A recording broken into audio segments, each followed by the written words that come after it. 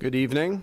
This budget work session represents our third budget work session. Tonight we'll be focusing on central administration, support services, undistributed funds, and then building budgets in about a 1 hour window.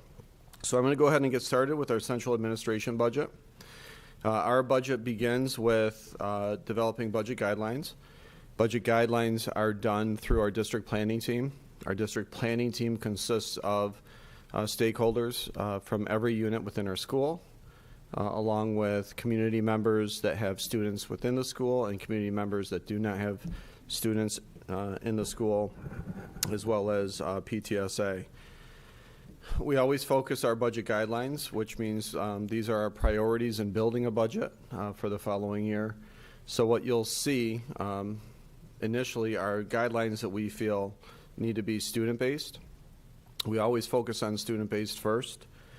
So we are excited, while I don't think we've stopped, but to bring back a focus on rigorous, engaging, equitable, and authentic curriculum, while maintaining excellence, at the same time being responsive and relevant with our offerings to students. We also are coming off of COVID, feeling it's extremely important to begin the year next year with providing experiences for our students, curricular and extracurricular, that support the whole child. And so kind of bringing a full spectrum back to normal activities for our students. We want to increase our accessibility to technology, which you'll see later this evening, more so during the regular business part of our meeting as it relates to continuing our one-to-one computer initiative, continuing our equity and inclusive practices. We have recognized that SEL supports and mental health supports are going to need to maintain a significant priority moving into next year as well. Also acknowledging the fact that our students have a diverse amount of academic needs. I feel that sometimes when people may see that, they feel that it's students that need academic support as far as AIS or remediation in some way, which is true, but it's also for our students that need academic support because they're not challenged at the level that they feel they could be. So we're looking at that spectrum of learning for our students. Safe school environments and safe facilities. Next year, actually starting this summer and through next year, we'll be going back to the significant work we started, unfortunately, with active shooter training and physical plant safety, which I don't feel we can ever lose sight of. It has to be a #1 priority to make sure that we are physically safe in schools. So we will see a lot of time and money invested into building level safety teams, working with building level consultants, which includes an FBI anti-terrorism specialist who's working side by side with us, and reviewing and continuing to implement best practices relative to keeping our physical plant safe and our students safe and staff safe. Recruiting a diverse pool of candidates remains a priority. In time for professional collaboration focused on student learning, which is a continued challenge for all of us. Speaking of high quality professional learning, it's important that this is a focused area so that it's not a cafeteria type of selection where our staff can have a choice of 200 different courses that they may find of interest to them. Rather, having this professional learning focused on tiered supports to address the range of learners in our classroom, which coincides with our student-centered budget at the very beginning that I shared. Best curriculum assessment and instructional practices. Equity and inclusion that's aligned to our district goals. So this year we put forward a plethora of equity goals. As we do the same for the following year, making sure our professional development is aligned to that so our staff can be successful in helping us achieve those goals. As you heard me say before, we're going to need professional development as it relates to safety preparedness, and then continuous improvement for instructional and non-instructional staff members. We intentionally put non-instructional staff members on here because Everyone that comes in contact with students, whether it's a teacher in front of the students, or if it's a secretary at the front desk, or if it's a bus driver, all have an impact on students. So we need to make sure that all of our staff members are well equipped to deal with that. I was looking at my 3 minutes, Ted. I thought that's what that buzzer was. I'm not sure what that was.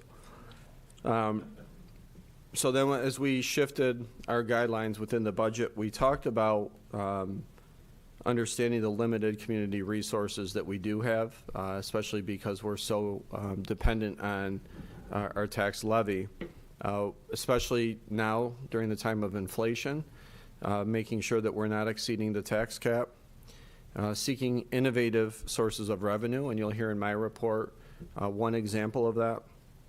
Recruiting, hiring, and retaining employees of the highest caliber. That's across the board, but I would also share that there's some certain niche areas that we're going to need to focus our hiring on, which are germane to what you're in here for Darren report on, which is our support services. And then obviously balancing community expectations for services and programs with the need to be cognizant of property value changes, income levels, state and federal tax laws, and other economic uncertainties, which I feel like we're in again. And then seeking cost efficiencies to further mitigate the burdensome and financial impact of underfunded and unfunded mandates. And then last, our budget guidelines to maintain our fiscal stability now and in the future, which has served us very well through financially prudent and sustainable reserve accounts. If you do recall, in our audit report, this was commented on again this year, that the way we use our reserves is, I would say, second to none. Our partnership, shared services, and audits, making sure that through those vehicles we're on the right track, protecting and maintaining our highest bond rating possible in a school. The investment in facilities and infrastructure is huge. So again, thinking about your own home, the longer you wait for something to break, the worse it's going to be as far as repairs and costs. So trying to stay ahead of our facilities. And then, of course, advocacy with legislators relative to appropriate levels of funding, which we are now bearing the fruits of several years of advocacy, with having them now begin to bring us back to fully funded. And then last, meeting our legal mandates and contractual contributions. So in my area of responsibility is the Board of Education, the Superintendent's Office, Human Resources Office, and Communications Office. As we look at this in total, it represents 0.89% of our total budget. The county average is 1.18%, so we are certainly below the county average. When we look at this in its totality, the county average is $258 cost per pupil. Here it is $203. We are the 7th lowest of Monroe County schools. As we look over time, we've undergone some restructuring this year, which kind of throws the numbers off a little bit, which happens every year. What you'll see this year for 2022-23 is a budget to budget increase of about 2.99%, or $38,000, and a 5-year average annual increase of 4.29%. I'll talk more about that in a second. And here it is, just another way to look at it. So our total central administration, when you look at all those areas in their totality, equate to about a $38,000 729 increase. As far as staffing and the costs associated with staffing, Board of Education, unfortunately, is $0.00 in pay, which represents a $0.00 in change over the course of years. In my office, there is no change. The Human Resource Office, we do have a change, and this is part of restructuring, which is represented in the prior slide with the slight increase. That position is a position where it fell into a different department last year, but it does have human resource tentacles to it, and that is the exact title of the position. Anyone? I challenge you. It's an amalgam of jobs that this person had done who retired. So we thought we would take the HR part out and put it in my budget, take the business part out and support services part out, and divide it accordingly. Our communications office stays the same. So the total increase in the department is 0.5 FTEs, or full-time equivalent. As far as the Board of Education, responsible for, within the budget, their own professional development, professional memberships, their work within Monroe County School Boards Association. Also of note, we have discontinued our membership with New York State School Boards Association, which was about a $12,000 to $14,000 expenditure. I have ballots and voting machine cost increase because that's really the increase in the overall budget. That's what's driving the 53 to 60 change. Also overseeing the development and approval of policy, mission, vision, values, strategic initiatives, and advocacy. This is a $7 cost per pupil. The county average is a $16 cost. We are the third lowest in the county in this area.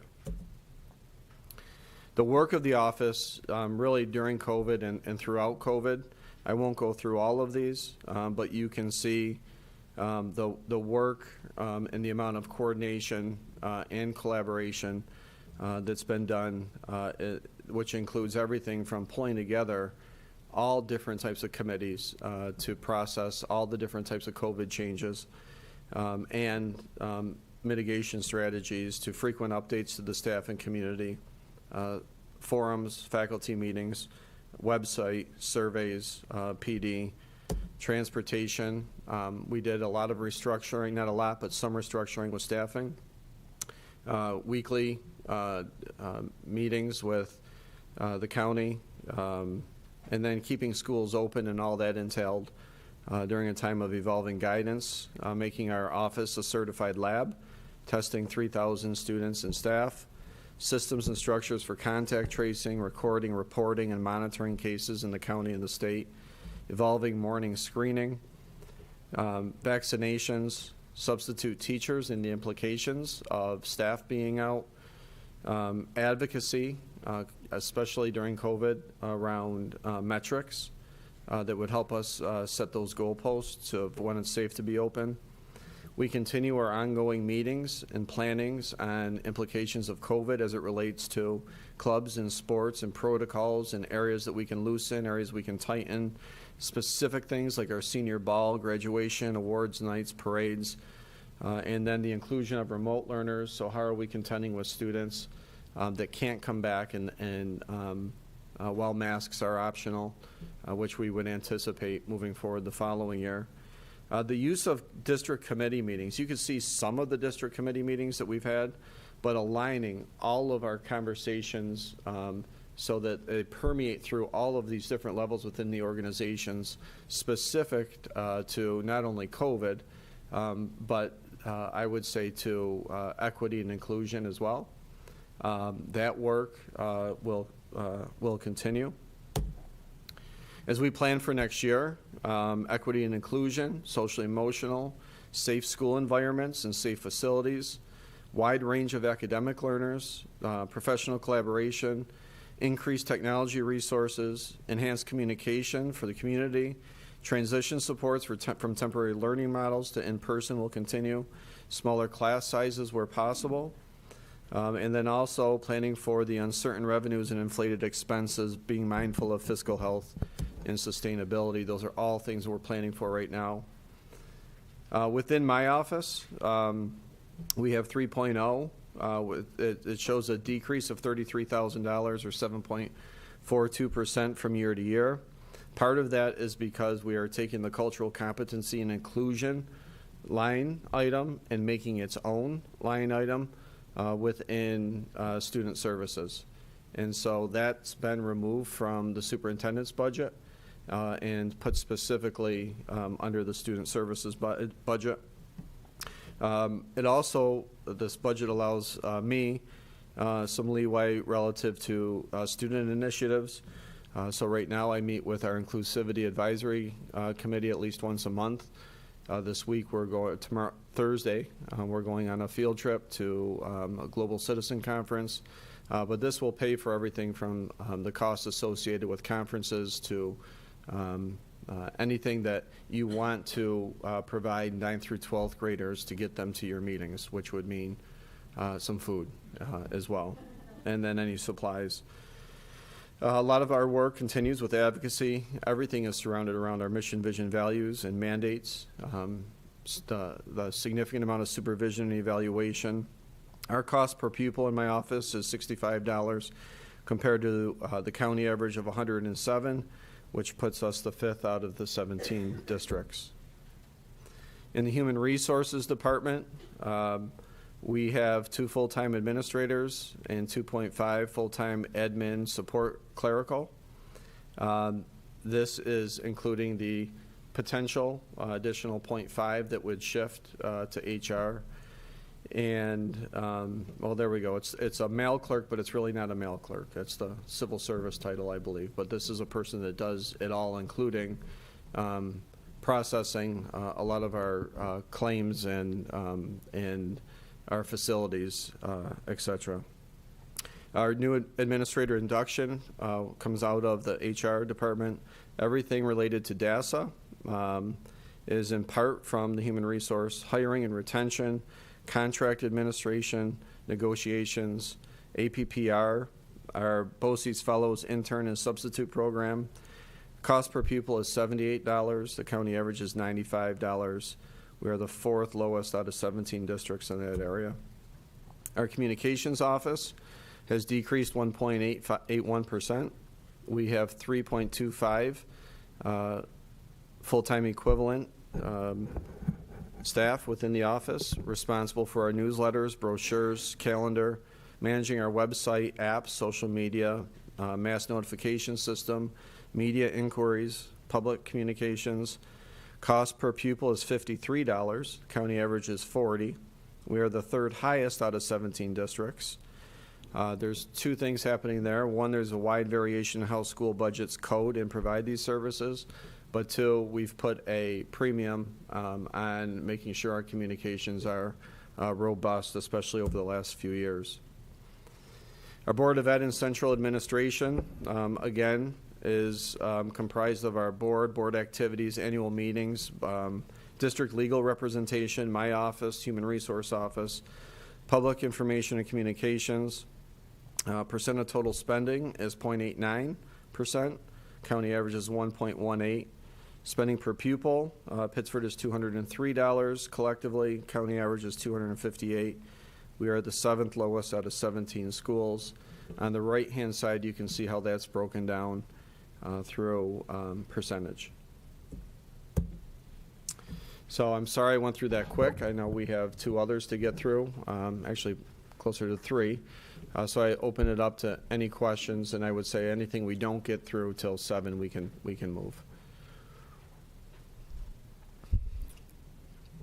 Okay, with that, it's my pleasure to bring up our Assistant Superintendent for Business, Darren Kenny, to review support services and undistributed funds.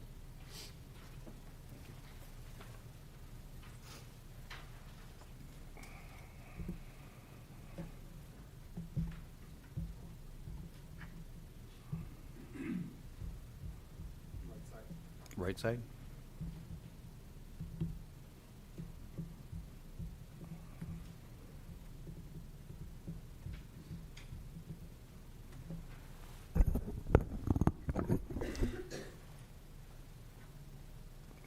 Good evening. Taking a look at the support services budget. This is a section that encompasses basically what I call the other half of the district, the non-instructional side. And the departments that are under the responsibility of my department, 212 FTE, and it comprises the finance office and auditing, operations and maintenance, buildings and grounds, technology support, sometimes called administrative technology, not the same as the instructional technology side, student transportation. Food service also is under my umbrella, but it's not part of the general fund budget. That's a self-supporting fund, so that's why it's not reported as part of the budget process. The total support services budget is approximately $17 million in total, It's about 11% of the total district budget and we comprise about 19% of the total staffing. And support services, exactly what it says. We're one of the few departments that supports virtually every department throughout the district in some form or fashion. We're highly regulated and accountable. It seems like whenever I talk to the directors, it seems like on a daily basis there is some agency that has somebody in there that's poking around looking at something on a daily basis, whether it be DOT looking at buses, auditing, workers' comp review, you name it. One thing I want to draw attention to, when the comptroller's auditors were here almost a year ago, when they left, they commented that our website was the most transparent and informative of any school district they had been to. In fact, they had said they had done about 40% of their audit work, field work, just by looking at our website before we even knew we were selected to be audited. So they commended that.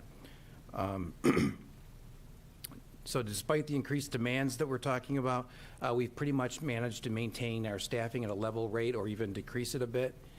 Our mantra has been do more and do better with less, but obviously that's not a sustainable formula forevermore, and I think we're feeling some of those effects right now with the shortages, not just in our district, but nationwide in some areas. So looking at support services, all those groups as a whole, we're a little over $2,100 per pupil cost, which is 23% below the county average of $2,747. I want to preface that when Mike and I are talking about that information, that comes from a website that uses SED data. So that data is the 19-20 year, because that's based on actual expenditures. So it does not tie directly to this proposed budget. Couple of charts looking at support services as a whole. On one side, it just takes each department and kind of stacks it up. And on the right-hand side, we break it down into salaries, benefits, or excuse me, salaries, equipment, contractual, and utilities. Utilities, obviously, with what's going on with fuel, is a key and volatile area right now.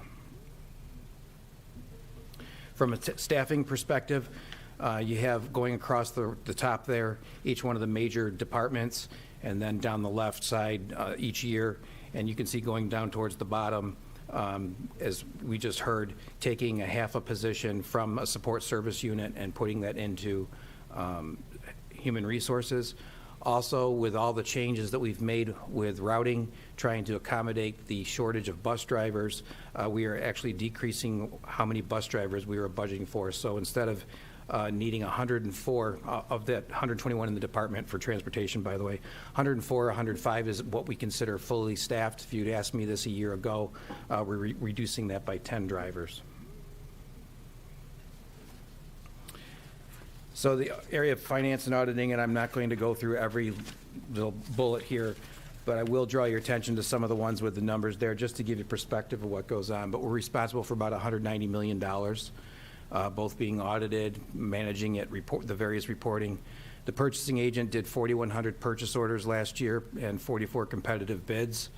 Accounts payable, almost 7,000 disbursements and 29,000 paychecks to roughly 1,700 employees. Benefits, I'll just add that together. It's about 2,200 employees that are employees or retired employees that we monitor the benefits for, and then add on to that their families. And last year was when we saw that switch where there was more on the retired side than on the active employee side. So that has some long-term effects that are worth thinking about. A lot of state aid and various other reporting that goes on. That's one of the major topics, and I think you're probably hearing about it from school boards as well, is that there's a lot of more reporting lately, and a lot of it is redundant, and sometimes I wish I could just sit some people down and say, you've already got that information, if only they knew how to get it. So the Department of Finance and Auditing, and tonight in your regular meeting, you have the proposals or the propositions to approve the auditors.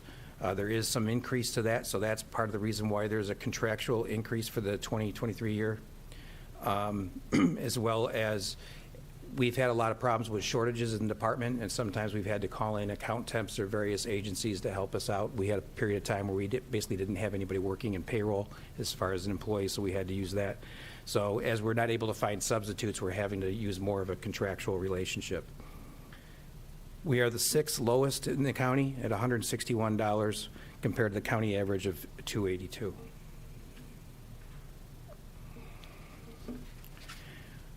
Operations and maintenance and security. We're one of few districts that does not have a dedicated security force. We have some people that are within the operations and maintenance department that do security, and then some more that will do it on a specialized or as-needed basis for large events, et cetera. But down the left side, not to go through all of them, but to give perspective, 135 million square feet, 11 buildings and 2 large stadiums, 3 pools, 204 acres of land. That's a lot to take care of. There's a lot going on there. We do that with 88 staff full-time. 63 of them are in the buildings, and 25 are our centralized maintenance, various tradesmen that are very talented and can do a lot of things, and especially now when I talk to other school districts that don't have that and they're having trouble getting contractors to come in and repair things, et cetera, we're very fortunate to have those people on staff. The operations and maintenance budget is proposed to be $9.2 million, about a $480,000 increase, or 5.5%. The hard part is, and I don't mean to be flip about this, but can any of us project what we think utilities and diesel fuel and unleaded, et cetera, are going to be 6 months from now, let alone 2 weeks from now? So we are looking at that, and part of what's making it a challenge as well is our last 2 years have not been normal years as far as the way we operate the school. So looking at our usage, and that's why when Jeff Beardsley gives his presentation, he shows the average degree day and a whole lot of historic data, that comes in very handy for the projecting. So our operations and maintenance department, because we have so many schools and it's not a centralized campus, it makes it difficult to be as efficient perhaps as a centralized campus district would be, but we're middle of the pack at 1306 compared to a county average of 1482.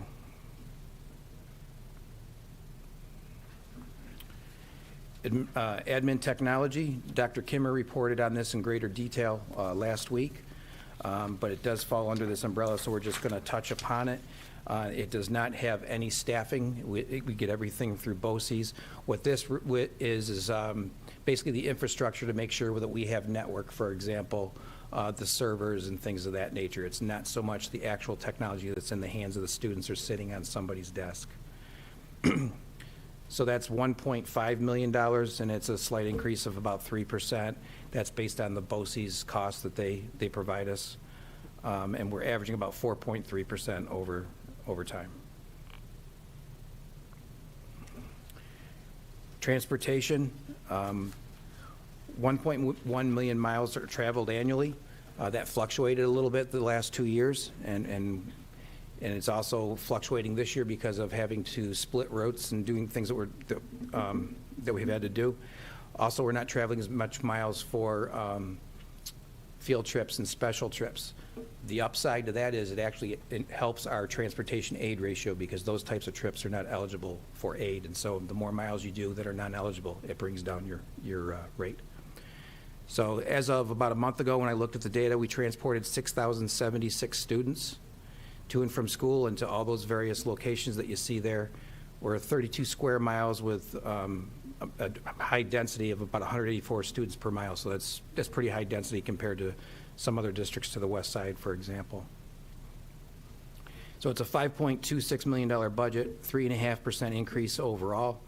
The state aid we project to receive is about $3.4 million, so the local cost is about $1.9 million to transport our students. And over the last 5 years, we've averaged 2.6% increase. So our cost per student is $330 per student. I'm sorry, I misread that.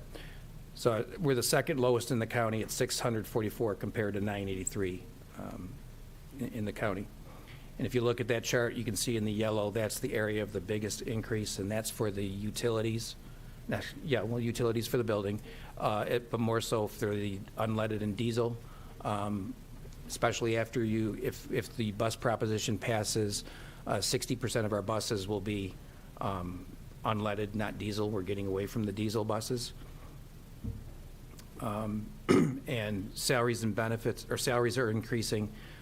We're having trouble being competitive with other districts. Everything from we're all competing against each other. So it seems like everybody's going like this with the rate, as well as there's some districts, like one barely to the west of us, that they pay for 7, sometimes even 8 hours a day because they have 4 and 5 tier bus routes. We have a 2-tier bus routing system, so most of our bus drivers work 4.5-hour days.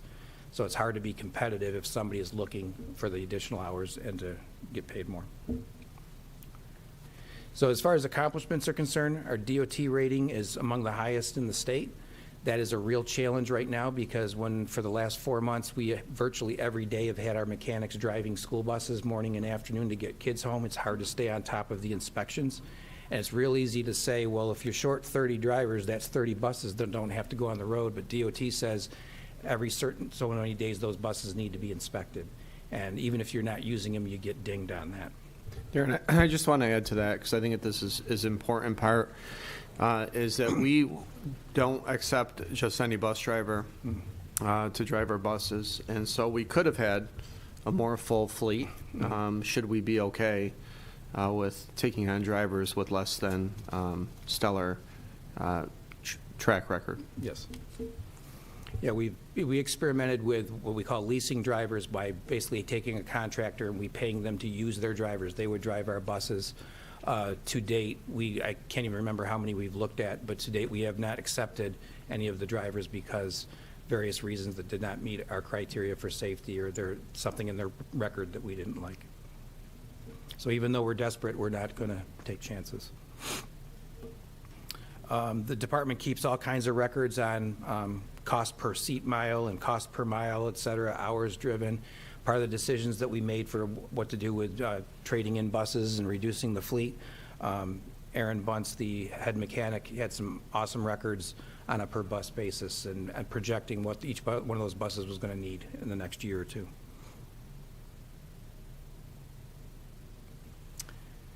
So one of the questions I get asked a lot, and I just thought I would put this on there, is our out-of-district utilization, because quite often somebody will say, I saw a bus and there was 1 kid on it, there was 15 students, whatever the case may be.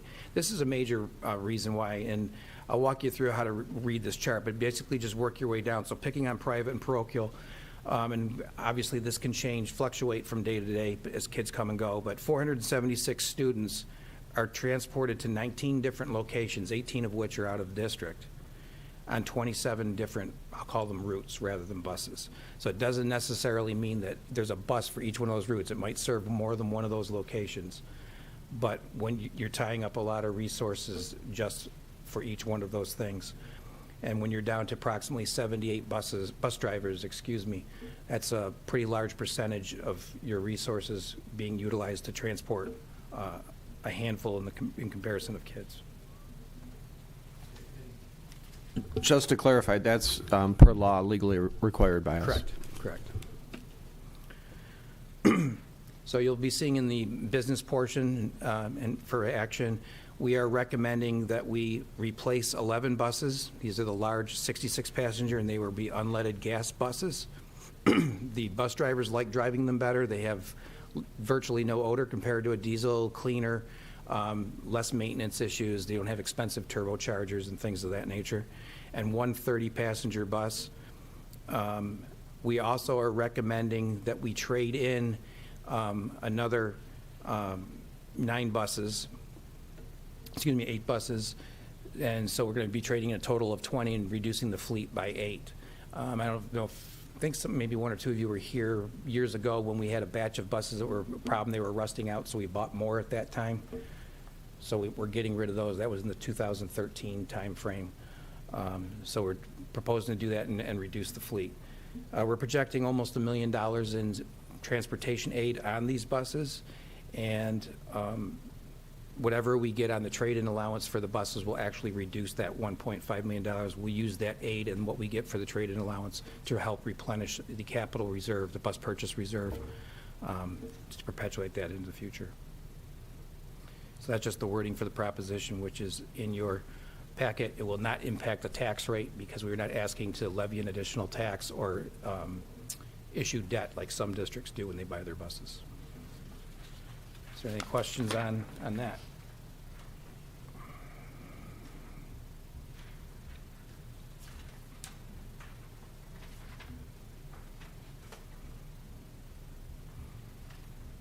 You want to do rock, paper, scissors, Melanie, for who goes next?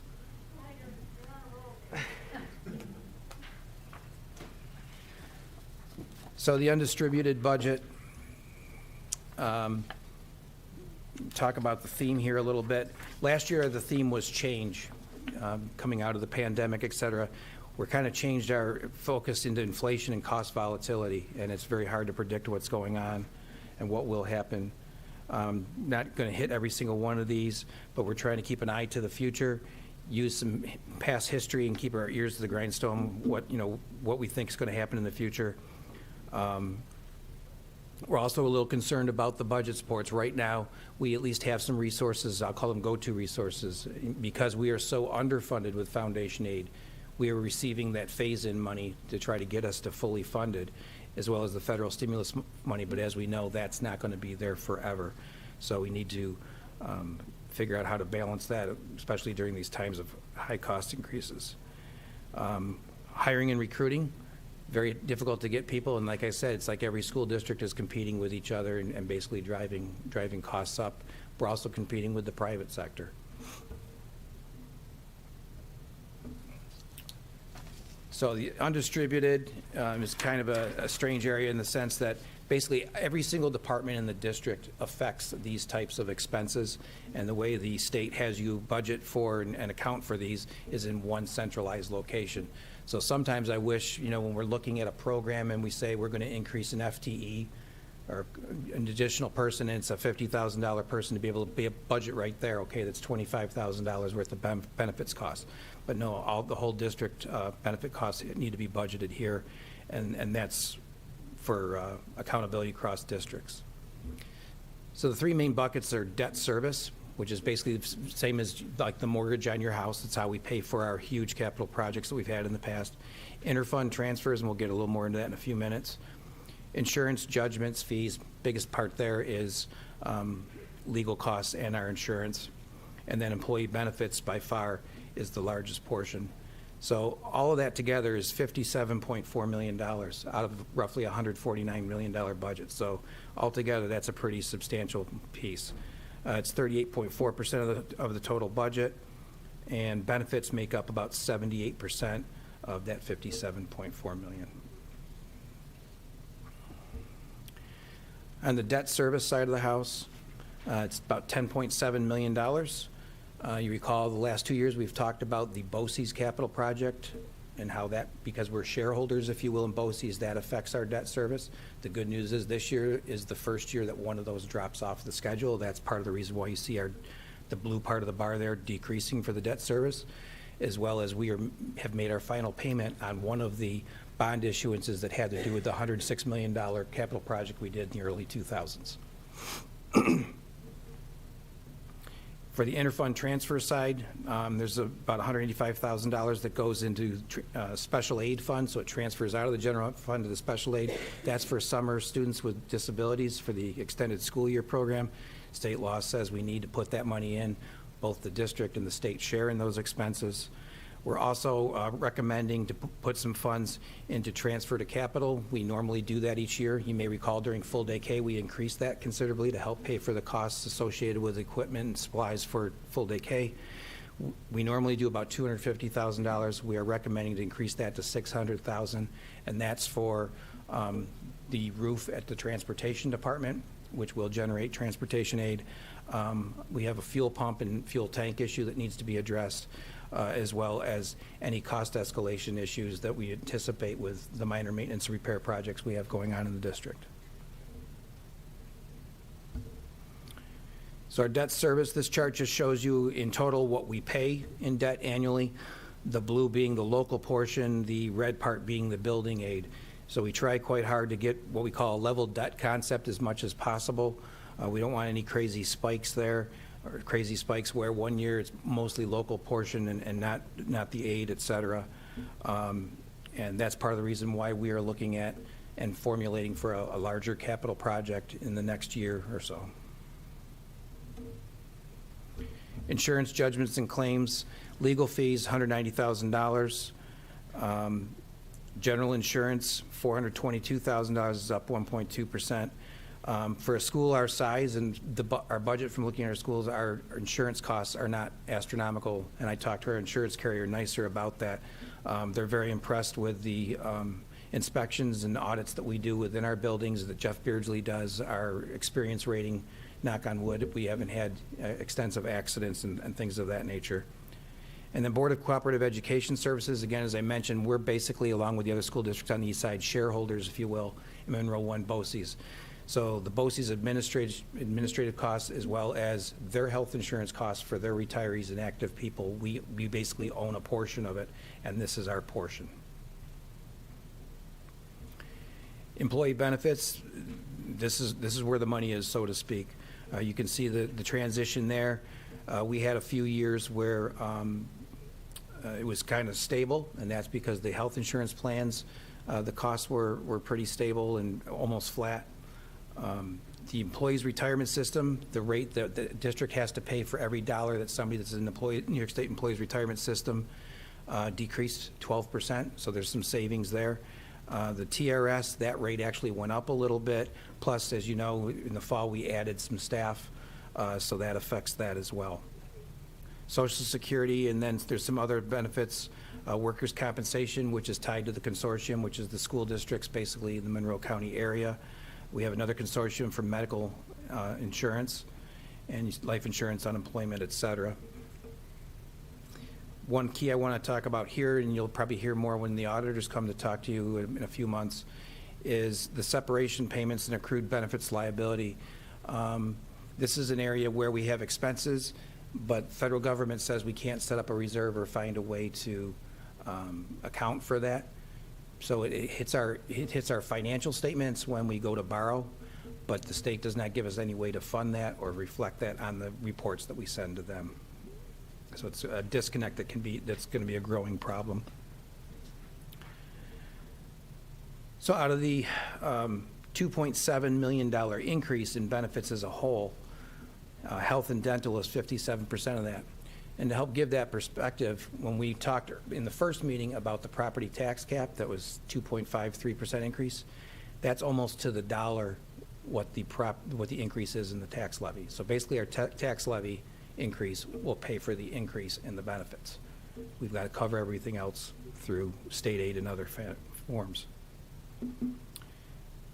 So we've had a pretty volatile range of what's going on with our benefit costs. Our health insurance has been 1% to 13%. It's been rather stable compared to the community rated plans. On the right side there gives you just a chart showing how much it's changed, and it's very hard to predict when you see something like that. It's kind of what your heart rate will look like when you look at the data. Rochester Area School Health Plan, or RASHIP. Dwayne Serbone, PDTA president, and I are both on the board of directors for that.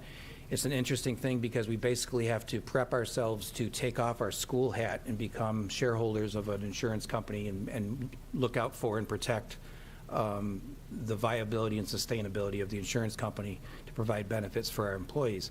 And it's interesting sometimes at that table watching some people walk in with the attitude of, I want the lowest premium possible to control my budget. But then when you project out, it's harmful for the plan. So it's a rather large plan. It's 15,000 contracts. 40,000 lives are affected by these health insurance plans. And it's been performing consistently better than the community rated plans. In 2018, we were able to go from a point of service or experience rated plan to a self-funded plan. Part of the reason we were able to did that was so that we could have further control over the rates, as well as the Affordable Care Act was going to require us to pay $1.8 million in Affordable Care tax. So by going self-funded, we didn't have to do that, but it was a 3-year process to get there. So this gives you some data. The chart on the left, whenever I get the data, it's always about 1 or 2 years old anyway. I'm in the process of trying to get more updated data, so it stops in 2017, but you can see there that where the RASHIP plan has been compared to if we had stayed with a community rated plan. And then on the right side, as of 2021, shows you what the RASHIP 2 health insurance premium changed 4% compared to 9.4% for an Excellus plan, or 11.1% for a Nation plan.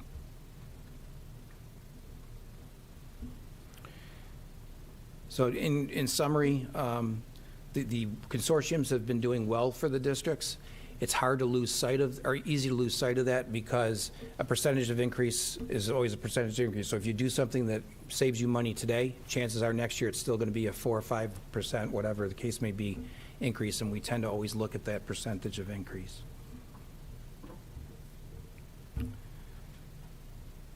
Our debt outlook, if you recall, for those who may have been here, back in 2012 timeframe, we had some challenges with the debt service and the way the state changed building aid laws. We refinanced our debt.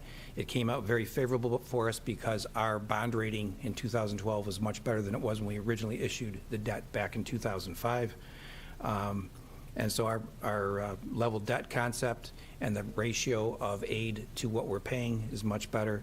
So we're trending well there, as well as we're starting to pay off that debt. Some of the challenges are, as I already talked about, the federal government is putting a lot of regulations and things that we have to do from a reporting standpoint. Those on the AOC have heard about that, having to do with post-employment benefits. So you see that as a liability on our balance sheet. However, the state does not allow us to do that. We have to make sure we're careful about reliance on one-shots and keep up with the various codes.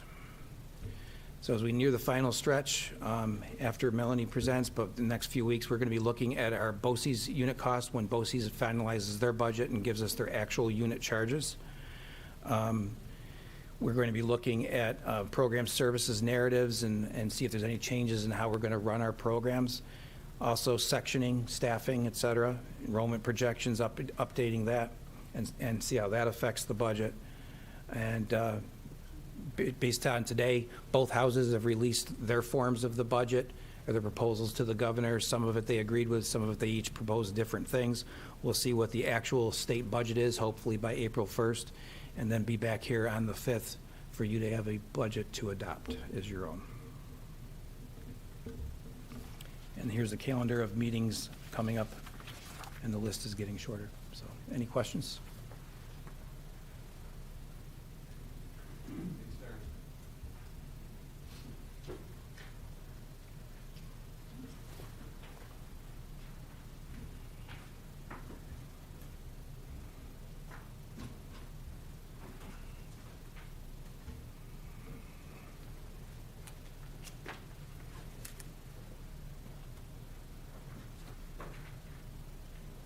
Thank you very much. Thank you. Okay, I'm going to share with you, hopefully in the next 9.5 minutes, a summary of the school building budgets, which are really the heart of our work in a school district, of course. And so, understandably, therefore, they do take up about 60% of the total budget. And that percentage-wise, when we're looking at those numbers, that holds pretty steady. These are just some big categories that you see on the left-hand side here of what's included in our school building budgets.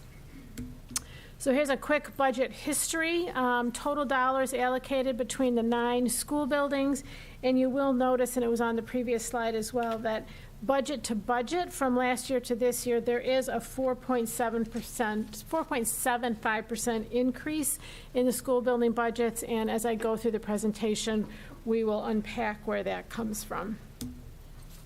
When we look at that budget history by level, you can see the gold bars are the elementary, maroon is the middle, and the high school is the blue is the high school budget. So elementary is about 35% of the overall building budget. 27% of the building budgets go to the middle school, and about 37% of them are accounted for at the high school level. Looking at the building budgets on a per pupil basis this time, unfortunately, my error, we've stacked them oppositely. So high school's on the top this time, middle school in the middle, and elementary at the bottom in the blue. So you can just see the brackets, and those proportionately, those stay pretty similar year over year. The The revenue sources that support our school building budgets are made up of our New York State Instructional Materials aid, which comes from textbook, library books, computer hardware, and software money. We get aid back from the state on those. Then those have to be shared with our private school districts in the area. We get Boces aid on some of the services. Our building budgets are offset to some degree by our title grants and our federal special education grants. So the presentations that Ms. Kataya and Ms. Wood shared with you a couple of sessions ago really outlined some of the staffing implications, staff that sit in their budgets that are actually working in our school buildings. And then, of course, the property tax levy is the greatest source of our income there. When we look at our building budgets, 97% of the building budget dollars go directly to staffing. We are a people business. People are our greatest resource. Without the people in the buildings, we can't serve the needs of our students. And so overwhelmingly, those building budgets are made up of staffing costs. So I want to kind of flesh that out for you a little bit to make sure you understand when we say staffing at the building level, all those folks we're talking about. So on the left-hand side, you see our certificated staff at the building level. Across the 9 buildings, we have a total of 16 administrators, 483.5 FTEs of teachers, and that's all kinds of teachers across all the buildings. Another 27.6 FTEs are allocated for mental health staff and counselors, and 18.2 FTEs for nursing staff and SNTs. And then, of course, we have many other non-certificated staff that help the buildings operate on a daily basis and are there to meet the needs of our students every single day. There were some FTE additions that were made from last year's budget presentation to this year's budget time, which is really where that 4.75% increase comes from. That increase is not about FTEs that we're looking to add into next year's fleet. It's really about some adjustments that needed to be made over the summer. We had, as Mr. Clark presented a couple of budget sessions ago, and Darren alluded to it earlier, we did over the summer break 8 additional elementary sections, which is a really unusual thing to happen to us. That's all driven by contractual numbers and number of kids that can be in each elementary teacher's classroom, and usually each summer we anticipate the breakage of potentially a couple or 3 sections, and this year there were just some bubbles that caused 8 new sections to be added. So there was 8 new classroom teachers, and then those kids, in addition to having a classroom teacher, they get art, music, and phys ed instruction every day, and so that drove up some staffing associated with that as well. We did also make the decision to add another school social worker who is placed at Mendon High School. So both of our 2 high schools now have their own full-time school social worker. In doing that, that allowed us to reallocate some of our social work services that we get from Pittsford Youth Service down to the other buildings, K-8. So we did not decrease Pittsford Youth support. We actually just adjusted it so that K-8 students also benefited from the addition of the social worker at the high school. And then we've had the need to add an additional 4.6 special education teachers to just accommodate increased student and programming needs. Another portion of the building budgets, particularly obviously just at the high school level, are career and tech ed programs through Boces. So this is the EMCC program. This is a sampling of some of the offerings. Each year we have between 40 and 44 students between the 2 high schools who take advantage of the EMCC programs. They're there for half a day, typically their junior year and senior year, or just one or the other of those. And the EMCC program provides opportunities for our kids that we would never be able to replicate in our buildings because of the specialized staffing needs and facility needs. Students who complete an EMCC program come out of that program not only with their high school diploma, but also with certifications and licensures to go directly into the workforce should they choose in whatever area they have focused on in their studies. And our kids every year experience incredible success in the EMCC program. We're really proud of the opportunity to provide this to our students. Every building has some money for instructional materials. These are their textbooks, libraries, hardware, software. Those are the aided materials, and again, need to be shared across the district with some of our private and parochial partners. That is a per pupil allocation. It doesn't change much year over year. And then buildings have their discretionary budget. And at budget season time, this is the chunk of money that building principals actually make some determinations relative to how they're going to allocate this money. Again, it's a per pupil allocation at the building level. That per pupil allocation hasn't changed, I don't believe, in at least a decade. And so really it's up to the building principal to take that dollar amount and allocate it as needed across these different categories in order to have programs run, have paper available for kids, have chaperones there for basketball games, what have you. This is the money that principals have any real degree of control over to decide how to operate the programs in their building. Challenges that we've seen this past year relative to the building budgets, the enrollment bubbles, which we've talked about, certainly were a challenge. And then you couple that also with the staffing shortages. So I know you've heard about that, a lot this past year. Staffing shortages for teachers, paraprofessionals, substitutes, clerical staff, it's across the board. And certainly when you can't find a staff member, that impacts the instruction and the programming. And people have been stretched and have been stepping in and have been helping their colleagues and doing everything that we can to make sure we're getting highly qualified people in front of kids every day. Student behaviors have been a little bit interesting this year. In some cases, coming off of the 2 years of COVID, we definitely have seen some changes in behaviors, some impact of trauma, some things like 8th graders who might look and feel a little bit more like 6th graders at the beginning of the year because it's been a while. They've sort of lost touch with some of those school routines, so that's been a challenge in the buildings. Those ever-changing mandates and protocols, people rolled with it, but they took a toll on morale over time. And so we're hoping to see some stability moving forward in that area, which will certainly help. Our health offices deserve the biggest Olympic gold medal we can give them because what they accomplished over the last 2 years was nothing short of miraculous, taking care of the health and safety of all of our students and staff while dealing, again, with ever-changing protocols and an incredibly increased workload. And then right when we came back from winter break, we certainly were impacted by student and staff illness and quarantines, which were challenging, but we got through that. We had a lot to celebrate at the same time. Our kids, for the most part, and staff have remained safe and healthy while being back in school full time. We have had and we continue to see greater alignment of essential curriculum and instruction across all grade levels and buildings due to a lot of work that our teachers have done on instructional road mapping and really embracing that sense of agreement on the essentials. We've continued to embrace and enhance our use of instructional technology across all levels. Our teachers making consistent use of things like Teams and Seesaw, our one-to-one devices, bringing on some additional computer applications that are really engaging for kids.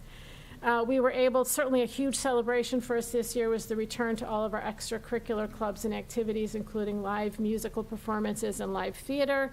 And we have continued to increase the support for our mental health and behavioral supports in our buildings. The items I've listed here in the planning forward section, hopefully you see the connection here to the budget guidelines that Mr. Pirro shared with you at the beginning of the budget workshop tonight. Certainly meeting the academic needs of our kids, continuing our road mapping work, building in collaborative time for teachers and time for students to get just-in-time interventions and supports that they need, continuing a focus on supporting the social, emotional, mental health, and behavioral needs of our students, and making sure that we have equitable opportunities for all students to experience success aligned with our equity policy and our mission, vision, and values.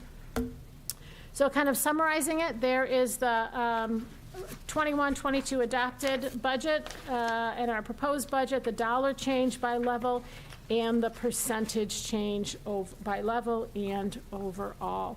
And I'm sorry, I went 2 minutes over. If you have any questions, I'm happy to entertain them. Okay, thank you. Is everyone good moving right to the board meeting? Sure, let's take a 20 minutes.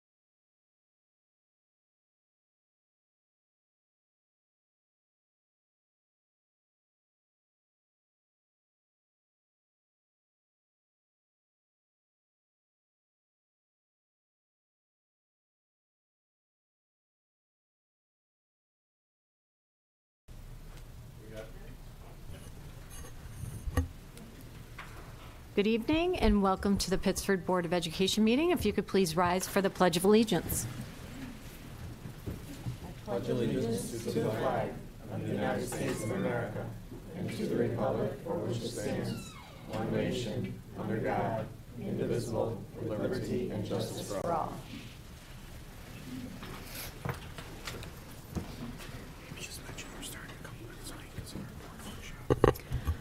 Just a comment to make to the public that's watching from home. We started a little bit late this evening due to the budget work session, so we apologize for that. May I have an approval of the agenda, please? Thanks, Renee. Thank you, Robin. Any edits? All in favor? Opposed? Motion carried. Principal's report. Boy, you come in good company. Principal Puma's here from Sutherland High School. We welcome you, and thank you so much for the tour that we had last week, and thank you for everyone in the audience from Sutherland tonight. Thank you for having us, and thank you for coming over and making time to spend with us. The visit, that was a special visit, and a lot of the feedback that I got after the visit was the amount of support that everyone was feeling by the time you took with everyone. The students really enjoyed sharing their work with you in the construction class, especially the project manager. The staff as well. Just there's so much heavy lifting going on, at the buildings right now. To take time and recognize that, and actually, just kind of interact with everybody. It really it meant a lot to everybody. So thank you for that. And yes, I did. I brought a nice crew of folks with us today, and we're going to. I'll just give you the overview to explain a little bit about what the presentation is going to look like, and what the participants will bring to the presentation. So the year in review will basically be an overview. I'll pretty much take the lead on that piece. We'll be highlighting things that happened starting back in the summer in preparation for the school year, and then I'll just touch on a few things that have been going on. So basically from August until the current work. Our students will discuss a little bit about the work that they're doing, and that's aligned with the equity goals of elevating student voice. And we'll highlight that in some mentoring that's going on in the building. And then our friends from Rock to Change are here, and they're going to explain the lunch and learn process that they put together and facilitated at the building. And then Dr. Case will come up and talk a little bit about professional development and some co-teaching opportunities that she's had and with teachers and doing the work in the classrooms, again, in support of student voice and having those courageous conversations that we've been discussing now for some time. Before I go any further, I do want to just take a moment, because I mentioned Dr. Case, to thank Dr. Case and Jennifer Marin, assistant principals, for all the work that they continue to do. I have phenomenal teammates with the work that we're doing, and I thank them both for the work that they continue to do in support of the staff and students at Sutherland, and then also obviously all the students and the staff that are here in support of tonight's presentation. So looking at the summer, coming out of the learning models of last year, so we had students who were fully remote, who came in every other day, and for lots of really good reasons along the way. Students weren't necessarily feeling connected coming out of their freshman year into their sophomore year at the high school. So across the district, we've received support from central office to put programs together. Ours, we decided to call it the Sutherland United program, was really geared towards kind of reacquainting students with our building, with their peers, with staff members. So the staff got together earlier in the summer, to put together some programs, and over the course of a good week, they put together a lot of team building kind of exercises and activities, things that really engaged the students and gave them opportunities to kind of get to know each other, talk about the similarities and differences, and how to learn about each other and learn about our building in a way that was fun in many ways. The photo here is an activity, is one of those kind of icebreaker kind of activities. And again, this was geared towards students who in their freshman year didn't have quite the experience that we were hoping that they would have when they came in. So this was a nice way to kind of bridge the gap for them and then reacquaint them from the building. And we're still seeing the positive effects of that as we work with those students during the school year. In the fall, the staff spent some time. We had an equity workshop at the beginning of the school year. Many of the buildings were doing this work, and for us, we all got together and just talked about what equity inclusivity meant to all of us. So, in many ways, the work mirrored the kind of work that we were doing last summer. And then we put in that personal spin, that Sutherland spin, kind of on the work that was happening. So, some of the most powerful work that was happening, that happened at the workshop, was the personal why statements, like why we're actually invested in this work, and also the takeaways and the commitments to the work that was to happen throughout the school year. And that bridged really nicely into the October Superintendent's Conference Day, where we talked about PLCs. So professional learning communities and leveling kind of the playing field for all staff. It had been some time since we kind of formally went through the process for identifying what we want students to know or be able to do, and how we identify if they do those things, and what we do if they don't, and what we do if they have those skills. So really kind of leveling all that off, and it was married really nicely with the equity workshop that we had earlier in September, because the equity kind of described why we were doing the work, and then the PLCs were how we're going to do the work. So in addition to the PLC work that we had been doing for a number of years, we were looking at it through this equity lens, and how that informed our resources and practices. Some of the commitments that the staff made at the end of that workshop were to do a deeper dive into the resources, the curriculum that they were using, changing practices in the classroom, incorporating more student voice, those sorts of things. And then really a lot of really basic things like just making sure that everything that was presented, with students, and not necessarily, in the traditional kind of at students. And then also, really kind of laying a foundation for respect and kindness in the classroom, building those relationships, fostering the relationships, and then doing that in a way that was meaningful to students, and making sure they had a voice in the process. So the Trium mentoring program, this is a great example. I mentioned we're going to have a couple of examples of student work led by students, facilitated by students, and in these cases tonight, created by students. So the Trium mentoring program is it was a program that was created by Sutherland students, and to help beginner instrumental and vocal students along the way, because they really struggled last year. I didn't even have a program in many cases last year. So our students, veteran instrumentalists, vocalists, invited families of young students, and also reached out to music teachers for some guidance to come to the building. It happens every other week. And they came up with the idea. They reached out to everybody, created the communication, started rostering the lessons, schedule them. They're doing the teaching, obviously. This is all happening under the guidance of Tammy Keller, our department leader for music. And it's just amazing to see. So the students in our building every other week, mentoring and working with students on music to help fill a gap created by the pandemic. And it's just very encouraging. And an interesting thing happened when I was talking to one of our students about this program, is that she said that a lot of the time they spend, obviously, is in building the skills that are necessary for them to succeed in music. But the students as young as 6th grade will ask questions about what it's like to be in high school. And they're already getting a taste for, and I think about that summer program I just explained, they're already getting a taste for what it's like to navigate high school years, and specifically Sutherland High School, where things are, who's there for support, and those sorts of things. Absolutely in parallel with the summer program that we put together. And again, this is the kind of thing that's being put together by our students, and to see that they understand the value of giving back to the community, sharing their talents with younger students, and being those positive role models is just inspiring for all of us. And another wonderful example of that is the program that was created by our students in Rock to Change.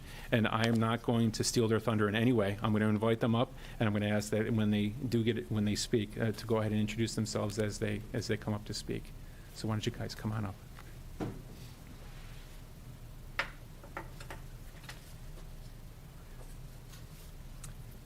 I'm just using the arrow to go through the slides, okay? No, thank you. Hello, I'm Adriana Ochoa. Thank you for having me here. A Lunch and Learn.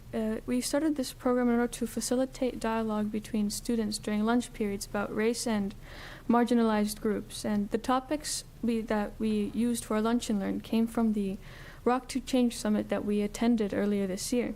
We decided to discuss the topics such as social media activism, stereotypes, and microaggressions.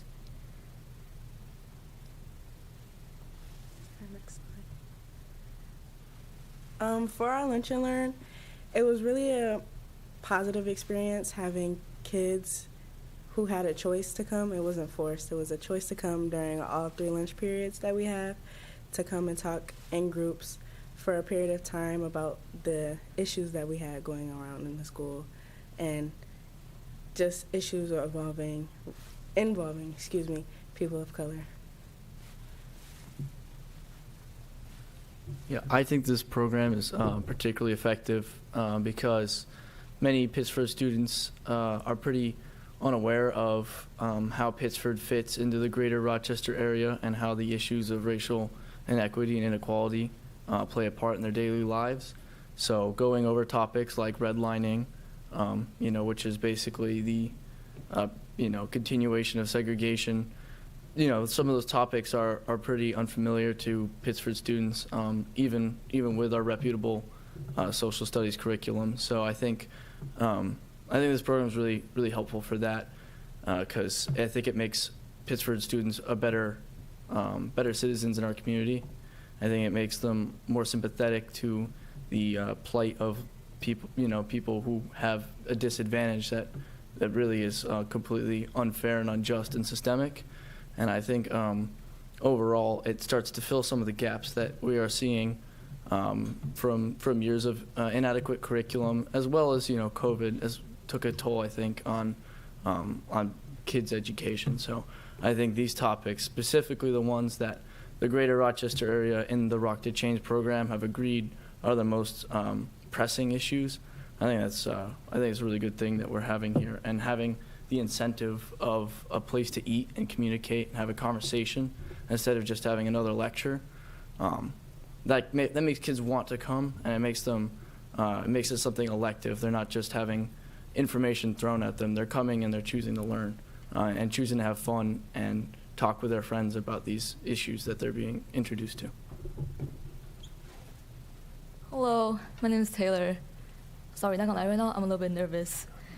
And so they actually mentioned all the other stuff, so I'm just gonna talk about how we actually did the lunch and learn. So we have 3 lunch periods, we have 5th, 6th, and 7th, and we just went to the LGI, and then we have kids that might come out here from cafeteria. We also have actually 2 classes come down to the lunch and learn during 2 periods. So we have 3 topics, like what they mentioned before. We have social media activism, and then we have stereotypes, and then we have microaggression. So what we did was we have like 3 separate groups sitting in the LGI, and then kids can choose whatever group they're interested. They want to go first, and then after like 10 to 15 minutes, they can rotate. So we actually got to talk about all 3 topics during lunch and learn. I feel like that was actually kind of helpful. Oh, I also have this bookmark thing that we handed out at the lunch and learn, which we have like the definition of microaggression and stuff like that on the bookmark, and we handed out to the kids who came to lunch and learn, and I think that's pretty helpful. So yeah, thank you.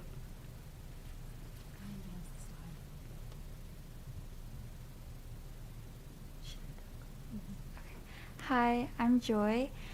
And some key takeaways that we kind of noticed throughout the Lunch and Learn is that we were able to bring more awareness towards these topics into our school. And we also talked about how, as a community, we should speak up for each other and how to participate in social media activism the right way. And it was kind of a space for people to kind of share their perspectives. Not only were we able to share our ideas and our opinions based on these 3 topics, but something even more meaningful was we had students share specific situations where they felt wronged or where they felt kind of looked down upon, and I think that was really meaningful, and we were able to experience and kind of know about these different topics, and as a group we were able to kind of learn off of them and kind of learn from each other through this experience.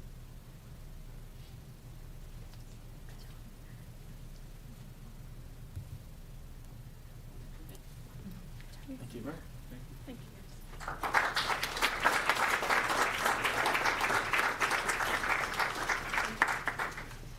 Good evening, everyone. It's a pleasure to be here with you this night. I'm going to just briefly elaborate on the equity goal of elevating student voice.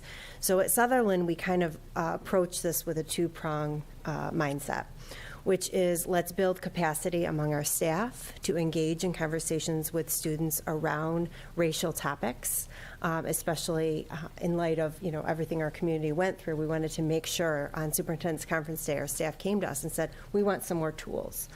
So we were able to act quickly, and we worked with Julie Barker and got our teachers credit for this professional development that they did, which is called Courageous Conversations About Race and Culture. It went over very well, and the teachers were able to, although we want to do more, it was a nice starting point to be able to allow teachers to really navigate these topics among their own self-exploration first, and then to be able to bring that out to their students as needed. So it was really productive. In addition, we have morphed our social emotional learning team into a social emotional learning and Guardians of Equity team. And so we really have lifted and empowered staff around how does this work look in daily practice relative to policies and procedures, relative to classroom management, and relative to curriculum. We've also embedded restorative conversations. We were doing them prior, but we've kind of intensified our focus around that practice, in addition to building capacity among staff in that regard. Some other examples, working directly with students. So I've had the privilege of being able to get into some classrooms and do some co-teaching with teachers along issues of student identity. So understanding their own identity relative to their position in society, exploring this concept of intersectionality and how that creates varying experiences for students in the classroom and in the schools. Additionally, just most recently, I worked with an English teacher around looking at the lived experiences of people of color. And this was specifically in relation to this novel, The Hate You Give. So these were really productive and positive collaborative experiences. Mr. French also had the opportunity to join us on some occasions, and so it was really, really positive. So again, the year in review, just looking at the current efforts that we have going on, the presentation represents a lot of things that have happened and continue to happen. And right now, we're looking at our WinPLC time. So for the first time ever, Sutherland High School has implemented WinPLC time, and this is happening at both of the high schools now. And what this looks like, we've gone through 2 cycles of this, so that on a given cycle, half of the staff is broken up between providing students what they need, what I need, WIN, and then the professional learning communities that get together on the other side of the staff. And then the following week they flip, so that half the staff is working with the kids and then the other half is working together, and then they swap. We've done 2 cycles of this, and there's been just a tremendous amount of learning that's happened along the way. Students are signing up for offerings. The offerings are very creative and span from everything from very specific content units of study and those sorts of things to making up work to organizing themselves and executive functioning skills, strengthening those skills, as well as things like mindfulness and just taking a pause. We created 3 different kinds of study halls so that students can either work silently for those students who simply have not had a study hall in years, or just to get some work done. Some group study halls, structured study halls, so that students have specific work that they would take care of under the direct supervision of an adult and who can be there to support as well. So we're currently just pausing to reflect on how things are going. We did solicit feedback from staff. We have ongoing conversations about that. And then in the coming days, we'll have more direction moving forward. And we look forward to seeing what this, what those conversations bring. Before I close, I just want to again thank the students. I want to thank the Rock to Change advisors, Annie Missel and Emily Natoli Burns, for being here. Thank you very much for your participation in the presentation. Really wonderful to have you here. And thank you very much for your time.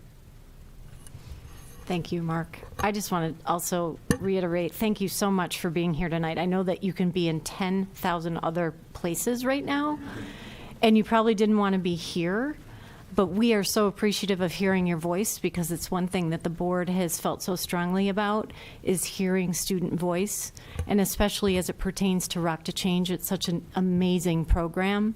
I'm so glad that you're all participating, and to be able to bring that back to your fellow peers in high school is so important. So thank you so much for the work that you're doing. And you didn't look nervous, by the way, so I just want to let you know that. Mark, it was a great presentation. Thank you so much. Thank you, everyone. And all of you that presented, you have a half day tomorrow if you'd like. Mr. Puma will sign off on that. He said so. Thank you, everyone. Thank you.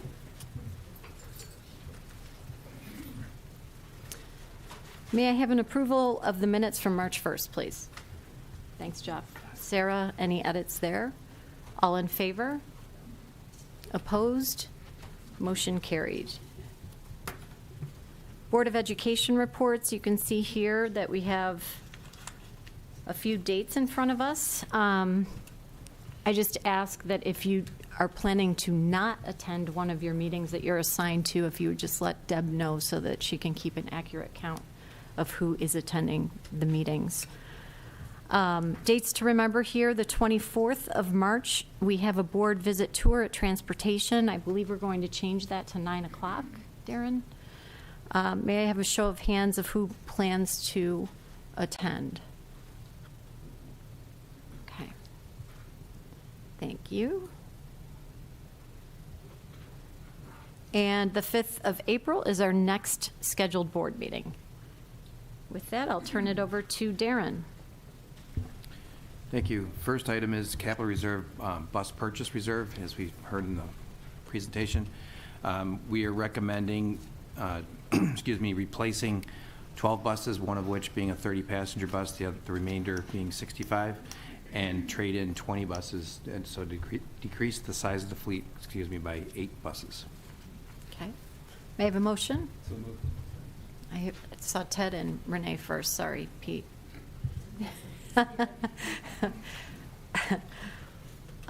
Any questions? All in favor? Opposed? Motion carried. Thank you. And next, Matt Kwiatkowski is going to talk to us about the one-to-one device initiative, which will lead us into the next. Yeah, good evening, everyone. So as Darren had mentioned, today I'm just going to kind of give you a brief overview of just some of the planning that we've been undergoing over the last few months as we look at our one-to-one device initiative, specifically going into year 2. So if I look back a couple months back when we started to evaluate where and what this initiative is doing for our school and what this is doing for our community, for our students, the first thing we wanted to do is gather that feedback from the various stakeholder groups. So thanks to Melanie, thanks to Dr. Kimmer, they put together a survey in January. We surveyed our parents, our guardians in grades 6 through 9, our teachers, and our students. This work, we gathered that and was processed through various district level committees such as DPT, ILC, tech management, and others. And with that, we have some takeaways from there, and we found them to be pretty favorable. And some of the best things that we took out of that survey were the fact that this initiative is really providing the accessibility for our students. It's accessing assignments, accessing schoolwork, learning teams, really from anywhere. It's the laptops in the classroom where you're no longer having to schedule carts well in advance to make sure you have the resources that are available. And it's providing equity for our students that we know that we need to provide to. Students are also able to keep up with schoolwork when they're absent. It's providing a sense of independence, and it's also providing that responsibility as they're taking ownership of a lot of the stuff. It's also supporting executive functioning skills, such as organization, homework, and time management. So some of the big takeaways, some of the big question was, should we continue this initiative into year 2? Overwhelmingly, we see that 90% of our parents, 88% of our teachers, and 80% of our students are saying yes. We want to see this device initiative continue to grow in year number 2. So just as a reminder, before I kind of get into some of the details of what are we doing for the year number 2, is really where do we come from? Well, this year, at the beginning of the 2021-2022 school year, we handed out laptops to brand new laptops to grades 6, 7, and 9, approximately 1,400 laptops. We had existing laptop carts that were in the middle schools, and we repurposed those and gave those to our 8th grade students. We've worked with the technicians and my team to migrate over from what we were using last year, which was a Microsoft Form, over to the Pittsford Web Help Desk, student help desk, and we were able to better track needs for our students and respond to them in a quicker basis. We've worked collaboratively with our building staff to facilitate device rollout and training for all students. We honestly could not have done all the work that we've done without their help and support. And we continue to develop and refine the system to track inventory, insurance purchases, and repairs. And then at the very end of this school year, looking at the 2021-22 school year, all 8th grade devices, we will be pulling those back because that's going to be part of our natural recycling and cascading process. So they'll receive a new device when they get to 9th grade, and we'll talk more about that in the next slide. So as we look at year 2, and we look at that 2022-2023 school year, upon entering into next year, all incoming students in grades 6 and in grade 9 will be provided a new laptop. 6th graders will take those laptops and they'll maintain possession through 6th, 7th, and 8th grade. At the end of 8th grade, similar to what we're going to do this year, we're going to take those back. The 9th grade students will maintain possession of that laptop for 9th, 10th, 11th, and 12th. At the end of the 12th grade, we'll take those back through, again, a natural cascading of equipment and just making sure the devices are going to last for a number of years. Additionally, with the devices that we're pulling back from our 8th grade students at the end of this school year, we're going to take those and we're going to look at the elementary. And we're going to look to, specifically at the 5th grade level, to bring about a one-to-one in-school environment. All right, this would be different than our 6 through 9. They're not where they wouldn't be taking them home. So some of the details relative to what this looks like. This roughly around 890 student laptops between grade 6 and grade 9 that we'd be looking to purchase. Grade 7, 8, and 10 for next year, they're keeping their device that we gave them this year and moving forward to that following year.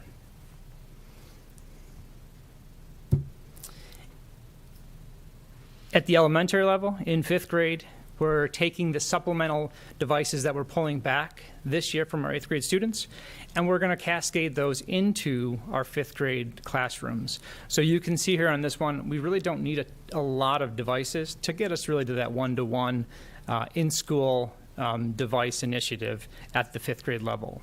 All right, it's just shy of about 100 devices.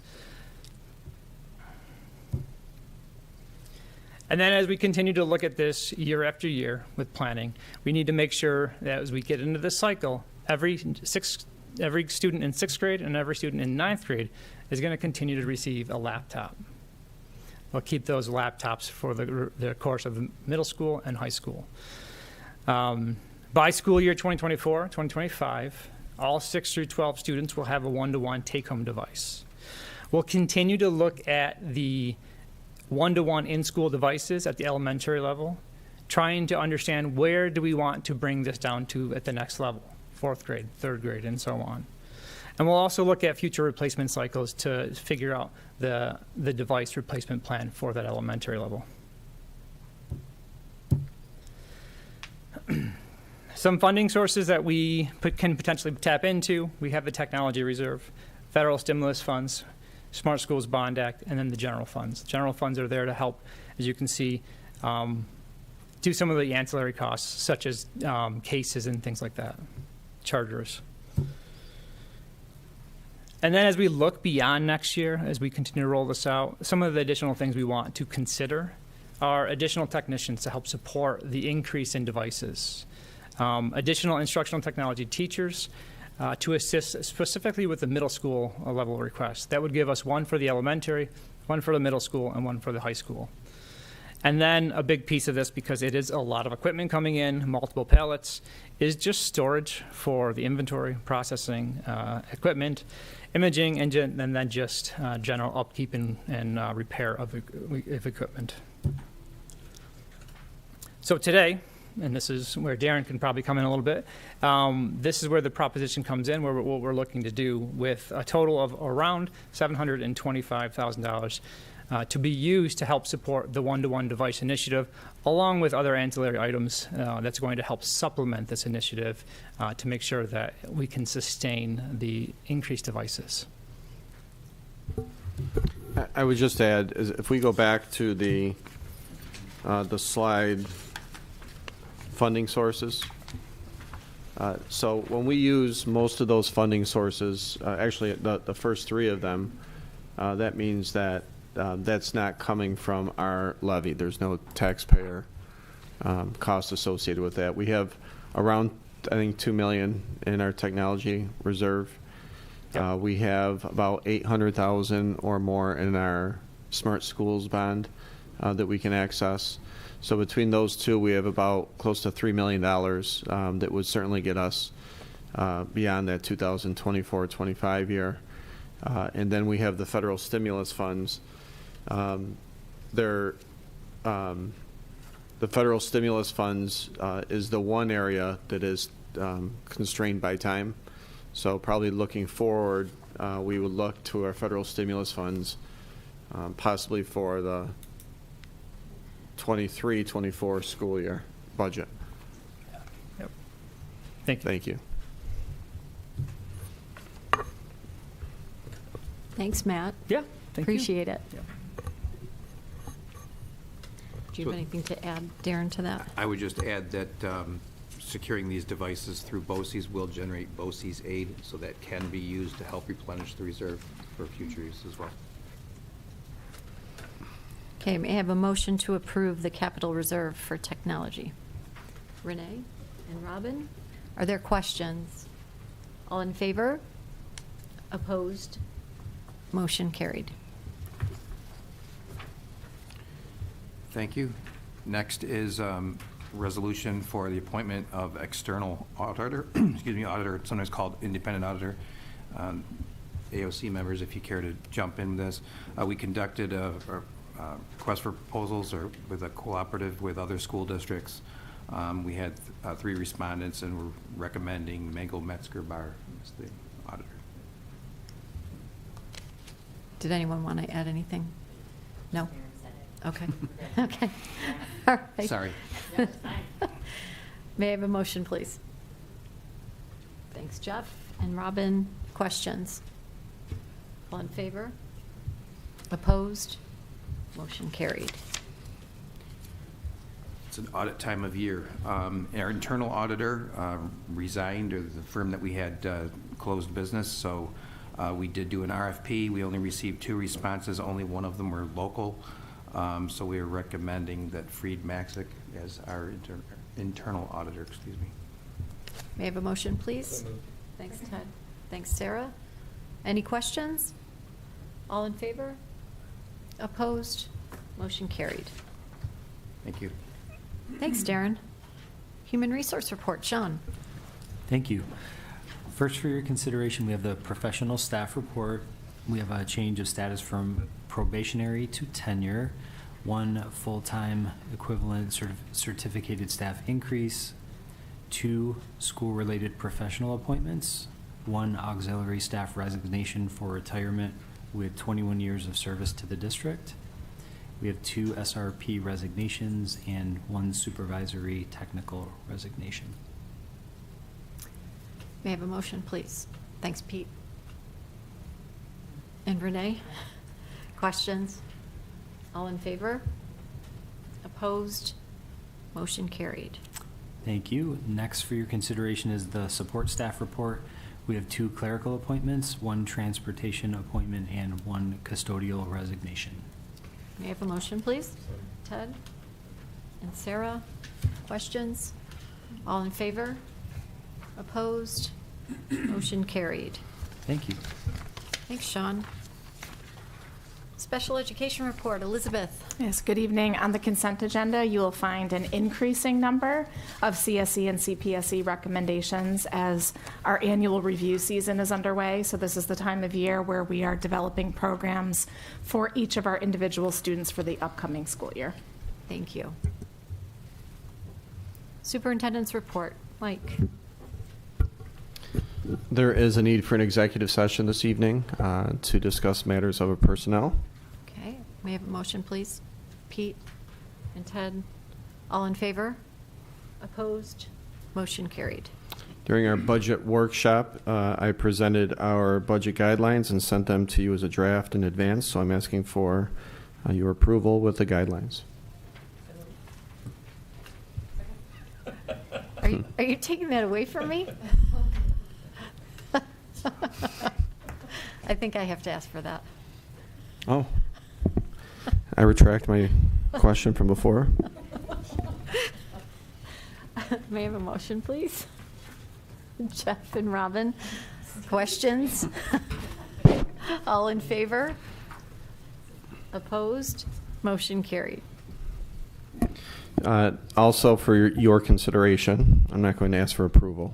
For your consideration is the Pittsford Central School District school calendar for next year. Some highlights. August 31st is All Staff Orientation Day. September 2nd through the 5th is Labor Day recess. September 6th, staff come back for a conference day, which puts the first day of school for students on September 7th. May I have a motion, please? Thanks, Sarah and Robin. Questions? All in favor? Opposed? Motion carried. Just a couple more comments. Want to share some things around equity from our work this year. It's been on the forefront of our goals the entire year since we've been coming back, actually starting in the summer as we began our work towards posting our goal, creating and posting our goals. But it's important to note that goals are simply words on a piece of paper, and until they're actualized, in other words, it's through our actions that show progress.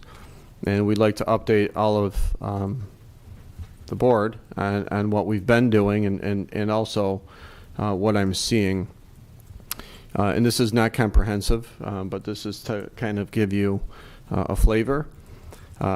At our 5 of our elementary schools, what you'll see is they are engaged at least 4 out of our 6 days in morning circles, and with the intent to create a welcoming and affirming environment. You'll see all of that work at the elementary school followed up with a robust amount of literature, building level read-alouds, and classroom activities that support the concept of equity and inclusivity. You'll see all 4 of our secondary schools engaged in increasing student voice through advisory councils, clubs, principal cabinets, restorative circles, and like you heard tonight, lunch and learns.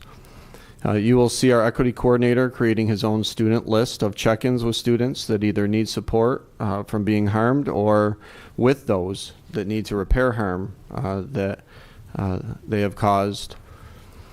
Recently, a highly comprehensive code of conduct was collaboratively created and approved by you, highlighting restorative practices while explicitly including language around considerations for harassment for protected categories like race, religion, sexual orientation, gender identity, etc. Our board, as you know, has also approved a gender identity policy, an equity policy, a textbook policy. And in order for this to happen, our Board of Education members need to place a premium on these issues in order to set in motion a comprehensive and collaborative approach to establishing these policies. This means months or more of work with various stakeholders before bringing back to each of you a draft or a first reading. Today, and moving forward, all secondary LGBTQ plus training is happening. This will continue through the spring, and that training is aligned to our the policy that you approved. You will also see interview committees, every participant attending an anti-bias training prior to interviewing candidates. You will see me meeting regularly with students from Mendon and Sutherland as part of our Inclusivity Advisory Committee. This week, many of us will be attending the Global Citizenship Concert at Nazareth, and students will take that information that they learned and they will turnkey that within their schools, and I believe they will also be presenting at our next Power Hour, and I'd like to also bring them into the Board of Ed to report out. We have increased parent engagement with our third forum this year, which I would encourage anyone to attend. Our last forum, or Power Hour as we've started, was facilitated by our equity coordinator on the topic of student voice. Unfortunately, we only had about 20 parents, guardians attend, so we'd like to see that number increase. We have surveyed families for needs regarding technology and internet, and have provided both to every family in need of either a computer or a hotspot or any kind of connectivity. Our district has updated the DASA section of our webpage to include training videos and resources for parents, and that was shared in a meeting with the PTSA D&I committee. Our Dignity Act coordinators from each building have met quarterly to calibrate responses and receive training and updates on code of conduct and DASA best practices, and they're very close to completing universal responses and practices, which we have not to date done, which is exciting. We also have increased our unified sports to include bowling, which now allows us to apply for national banner recognition through Special Olympics, and working on whole school engagement right now. We have building campaigns happening at both high schools to spread the word around inclusion. What you'll see at Mendon High School and at Sutherland High School are posters throughout schools, and you'll see banner signings throughout the month. This is our second year of our new visibility course at the high schools. We have updated our U.S. history textbooks. We've identified resources to supplement grades 7, 8, and 11 so that more diverse voices and historical perspectives are in play for our grades 7, 8, and 11 students. We are revising and updating elementary social studies in ELA to include more diverse perspectives and social justice standards. We are creating equity analysis protocols, which is a big lift, for curricular and non-curricular learning experiences, where all certificated staff and administrators have shared transparency and accountability, and we are hoping to have this completed by this spring. I believe we're the only school to secure a late bus for urban-suburban transportation via RTS. Our board members, our administrators, PTSA, and community members served as volunteers to assist crossing our students to get safely home from Monroe Avenue. I would just note that, actually, the last thing that I would note is our school foundation just received a $100,000 donation to support our urban-suburban students. And this has been among the focus of our foundation, has been around equity and specifically how to support our urban-suburban students. And while we're doing a lot more, I hope this sample list shows how we're doing, and we're not just listening and planning, in order for every student to experience equity and feel validated, feel safe, and feel proud to be their true selves. And if I could just go quickly back to our school foundation, our primary focus is to spend our time making a difference in very positive ways for a variety of things. We've raised money for our amazing turf fields and concession stands. I think we raised around $600,000 for them. We provided over $60,000 in Wegmans gift cards for all PCSD families that were in need, including our urban-suburban students. And that was primarily during the beginning of COVID. And now our focus is on mental health support, and just recently securing the $100,000 donation to assist our urban-suburban students. We are a 501c3, which means donations are tax deductible. We also supply assistance to families for everything from eyeglasses to yearbooks to paying for AP tests. We want to open up doors that otherwise would be shut for those that can't afford certain things. So I'd ask that you please check out the Pittsford Foundation website. It can be found on our district page under partners. We are not politically affiliated in any way. We always communicate in a professional and positive manner. Our focus is on making the lives of others better. It's a foundation we should all be proud of. If you do go on that link, I would say that this is a perfect time to send a positivity postcard to our teachers, administrators, for all the great things that they're doing to support our children. It's a super quick form, and you type it all in, and then what they receive is a hard copy postcard. It's beautiful, delivered to them at school, and it's simple things like that that I feel if we choose to use our time for positive things, it can make a huge impact in the lives of others. So I would encourage you to do that.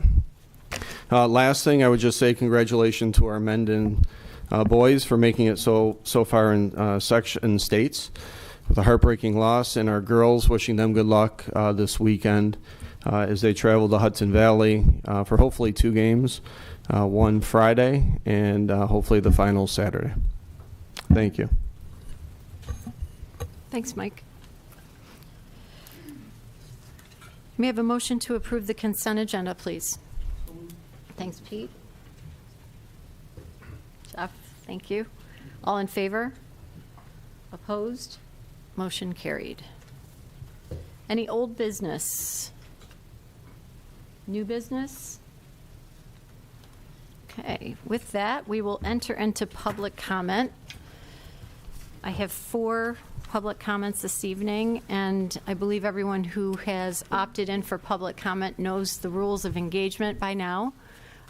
When you do approach us, if you could please state your name and address, and you'll have 3 minutes on the clock above Mike's head. Sadie Shrama?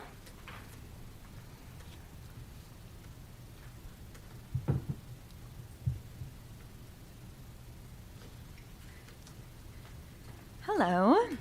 It's nice to see everyone in person. Amy, you are one of the few people who can say my name correctly, so thank you. I'm here to talk today about the first session of Rainbow Club that just wrapped up at Jefferson Road and that will be wrapping up next week at Thornell Road. I'm one of the parent volunteers who is helping to facilitate the TRE Club this year, so I've gotten to see firsthand how wonderful the experience has been, and I hope that it will continue to be supported by the PTSA and the district for years to come.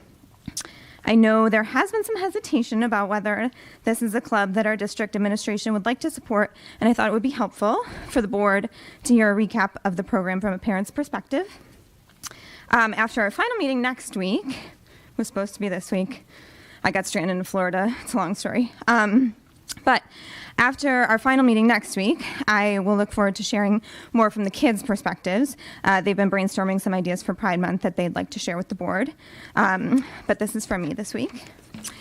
So our first Rainbow Club session ran for 6 weeks, and each week we've read age-appropriate books featuring LGBTQ characters, and we've done an art project promoting inclusivity and self-acceptance. It was really meaningful to be able to provide the opportunity for kids to read books with LGBTQ characters in school with their peers. I've loved seeing how much they enjoyed the stories and how they'd bring book suggestions to the club of books they've read at home with their parents. As we all know, representation is so important, and seeing diverse families and stories is a win for everyone. I'd like to share 2 emails that were sent to me from parents during the session to provide some additional feedback. As a parent, it makes me so happy that Rainbow Club is reinforcing the values I'm teaching my child at home about being inclusive and furthering her education about gender and sexuality in a kid-appropriate and thoughtful way. This is the exact sort of program I want to see in the district that is proactive regarding DEI instead of reactive after an incident. My kindergartner looks forward to Rainbow Club every Monday. That's from Emily, a Rainbow Club parent.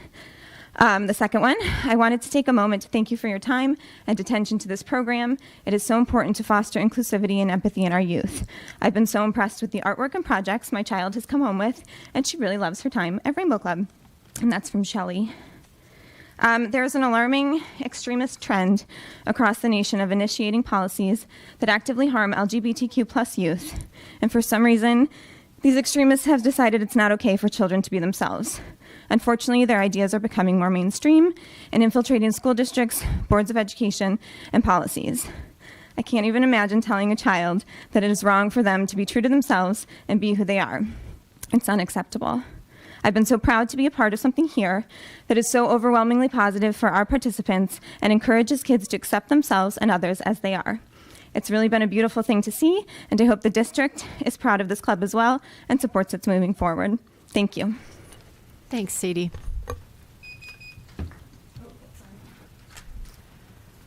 Cheryl Georger.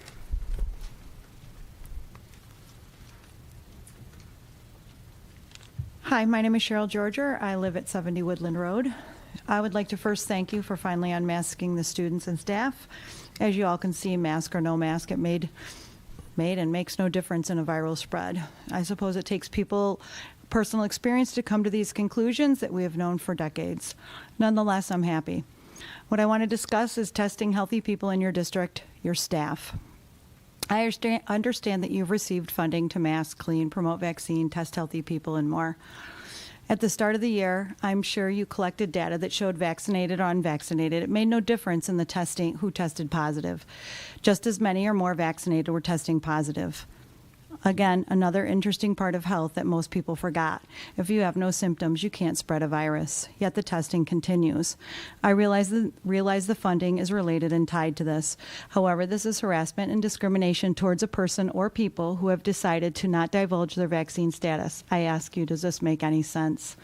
Currently, Kyrie Irving can go to a basketball game and sit on the bench, but he can't play because he didn't get vaccinated. That makes absolutely no sense at all. Similarly, we have substitutes who are not tested or have to supply a card to prove that they are vaccinated, yet your teachers have to be tested. I'm asking the board to stop testing or having staff tested unless they are symptomatic. I'm asking you to start following the common sense and health protocols we have always employed. I'm asking that you stop unhealthy practices testing teachers and staff, as these tests end up in landfills with toxins on them. Sounds like the 10 billion pounds of masks that ended up in the oceans. The emergency is over, and it's time to lead in a positive, healthy way for the good of the school environment and health. If you're sick, you stay home. There is no need to have staff tested. Testing should be optional. I know vaccinated who continually test and those who aren't are forced to test. Please let's stop testing. Thanks, Cheryl. Thadaha Thavakumar.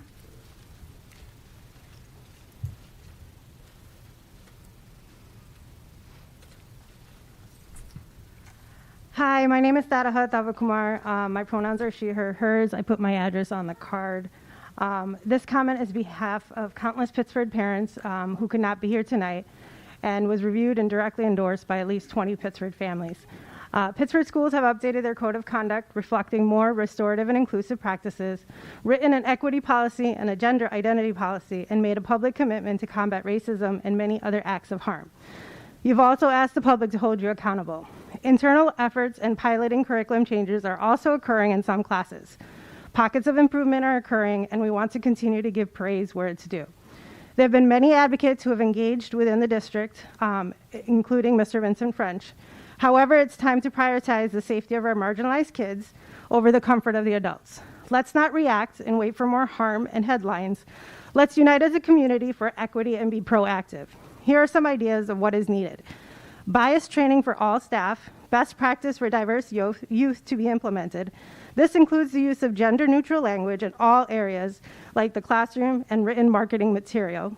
Anti-racism training for all teachers, for all content areas. This will allow them to feel prepared to navigate this heavy and important topic, to feel they can support and teach all the children.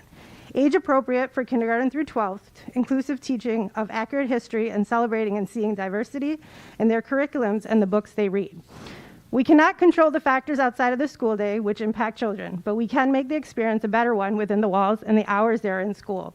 We can and we must, as educators, make this a culture of belonging, as we are responsible ethically to do. This is not an easy call, but we need to strive continually to get this done. This needs to start with the leaders. It needs to be a cultural change. The mental health of our marginalized youth is a deep concern. Many have privately disclosed that they are struggling immensely. They feel they're not supported and they don't see a point in telling anyone because they don't feel something will change. Support is needed for them and proactive planning to prevent future harm. How will we know the children are feeling included? We will know when the community students no longer feel compelled to publicly protest, have no urge to write anonymous posts on Instagram or elsewhere, or seek support from parents to help deal with overt racism, anti-Semitism, ableism, transphobia, homophobia, and aggressions at school. When they tell us about the fabulous multicultural books and discussions that they are having, and when they tell us they belong, we know the district is getting it right. There is so much to do, and I thank you for your commitment to doing more. It is a time for actions and not words. It is time to focus on impact and not intent. Thank you for engaging and listening. Although there are many different perspectives seated here, we are in this together and we can do this together for all of our children. Thank you. Thanks, Thadaha. Meredith Graham? Hi, I'm Meredith Graham, 21 Northfield Gate. Thank you for taking my comment. I just wanted to say thank you to the district for letting people know when they have had a positive case in a classroom. I do appreciate that the parents know when their child was exposed. I might just ask kindly that you consider letting the substitute teachers know. At this point, they're not being informed. And also, the paraprofessionals aren't being informed as well. I'm not even sure that they know they're not being informed. Do you know what I mean? Like, I don't know that they all know that. So some of them are not wearing masks, some are, and being exposed in one room and not knowing that you were exposed and continuing to not mask because you don't know, I just feel like that could be an issue and could be a potential spreading situation.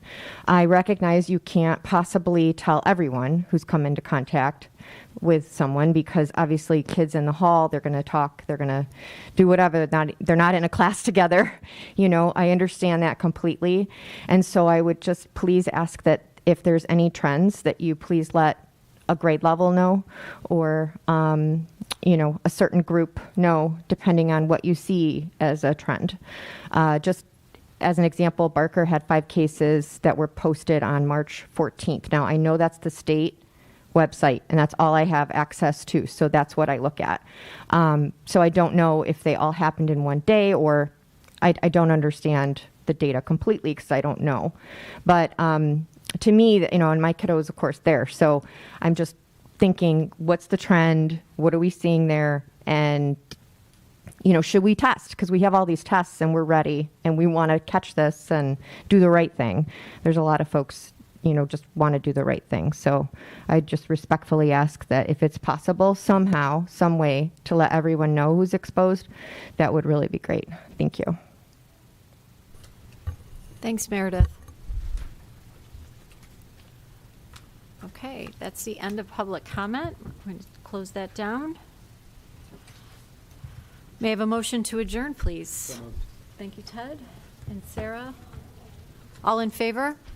Opposed? Motion carried. Good night, everyone. Thank you for coming.